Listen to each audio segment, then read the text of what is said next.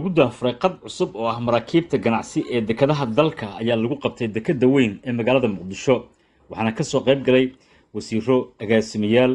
maarayaal saraakiil ka tirsan taliska booliiska ee dowladda federaalka ee Soomaaliya iyo dadweyne kale oo lagu casuumay xafladda xarig jarka ah barnaamijkaasi oo ay qabatay shirkadda Lamu Shipping Limited ayaa suurageliyay in markii ganacsi ay ugu horeeyay ee toos ugu soo baxa Shiinaha oo ku soo xirto dekeda Muqdisho ugu horeyn ayaa waxa halkaasi hadal kooban ka jeediyay Fawzi Nuur Axmed oo ku hadlayay magaca shirkadda Lamu Shipping Limited marka labaad waxaan rabaa inaan ganacsada u sheego anagu badanaa waxaan isku daynaa inaanu xal u raadino carqaladaha ganacsada haysata sababtihiin shipping line-ka kontainarada la keeno Muqdisho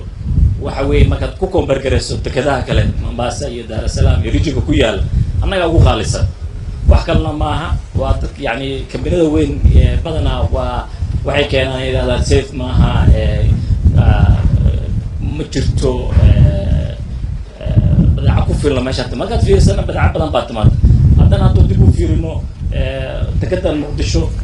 shantii sano la soo dhaafay yani martaan kasoo yani kontainarada imaana way kasii badanayaan marka waxaan rajaynaynaa inaan nala shaqeysaan support gareysaan soo dhaweysaan annagu haddaan nahay company oo waxaan naga go'ay inaanu dekedan Muqdisho ku xiriirino dunidoo dhan insha Allah dileerado waana mahadsantahay assalaamu calaykum wasiir ku-xigeenka wasaaradda ganacsiga iyo warshadaha Soomaaliya Ismaan Daaro ayaa guul ku tilmaamay talaabada cusub war badan kama furna halkan waxa ka furan kaliya inaan u duceeyno oo aan soo dhaweyno oo aan u hambaliyayno ganacsada Soomaaliyeed ee ku dhiiratay inay China toos uga soo qaadaan badeeco halkan ay noogu keenaan iyadoo halkan looga sheekeeyay dhibaatada weyn ee lagu qabay muddada dheer ee badeecada laga soo qaado China transitka ku soo noqonaysay dekeda kale dekedahaasna waqti badan oo loomayay dadka ganacsatadana laga yaabo in badeecadooda ay ku khasaarto halkaas laakiin maanta haddii 17 maalmood gudahood ay nagu soo gaarayaan wax weyn waaye gudoomiyaha rugta ganacsiga Maxamuud Cabdikariin Gabayre ayaa xusay in ganacsada Soomaaliyeed ay dhiirigelin u noqon doonto in muddo kooban badeecooyinkooda ka yimaada waddanka Shiinaha masafahan ka fog Soomaaliya ay dalka si dhaqso ah ku soo gaarto salanka baad waxaan rabaa marka u horeysa inaan u hambaliyeeyo soo dhaweeyo markabkan cusub ee Lamu Shipping Limited walaalaheen ay noo keeneen oo horkacayo Fawzi iyo Tulmul Khamis iyo Aamil iyo asxaabta noocaas oo kale dhamaantood waxaan leeyahay aad u mahadsantihiin soo dhawaada waan ku mahadsantihiin shaqada aad qabateen aadana loogu baahnaa maray ku-xigeenka dekeda Muqdisho Cali Xaaji Warsame ayaa shirkadda Lamu Shipping u ballan qaaday in maamulka dekeda Muqdisho oo fududeyn doono howlahooda shaqo runtii dekeda Muqdisho waxay ka mid tahay dekedaha ugu wanaagsan Soomaaliya ama mandiqada hore waxa uu joogay maahan maxaa la yiraahdaa dekeda la imaajin hore waxa uu joogay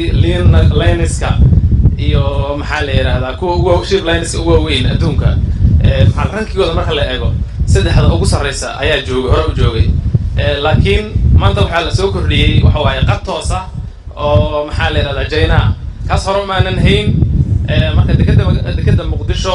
way ku farxsan arrintaas ugu dambeyn ayaa waxa munaasabada soo xiray wasiirka dekedaha iyo gaadiidka badda Soomaaliya Maxamuud Aadan Geesood company-ga Lamu maanta lagu soo kordhay waxaan leenahay soo dhawaada waxaad ku soo dhawaanaysaan wadalkiini dekedeeni magaalada Muqdisho ama dekeda magaalada Muqdisho waa ishii ganacsiga ee dawladda ama dalka dekedan wax aad fara badan baa ka dega anti aad fara badan oo ummadda Soomaaliyeed leedahay baa marta capacity-ga dekedu wuu yar yahay waxa soo mara oo ka dega markaad u fiiriso iyo dekeda qaab dhismeedkeeda markaad fiiriso aad buu yar yahay laakiin waxa fududeysa waxaas oo dhan dadaalka aan samayno oo maamulka dekeda iyo wasaaraddu ay sameeyaan ayaa fududeysa in maaragtay ay wax walba ay si sahal ah u degaanin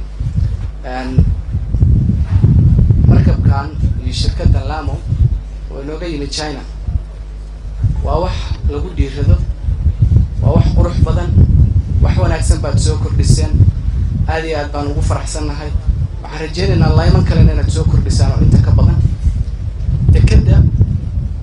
soo meel gaarin laakiin waxaan rajaynaynaa dekedtan ka casrisan oo ka weyn in looga guuro insha allah mustaqbalka dhow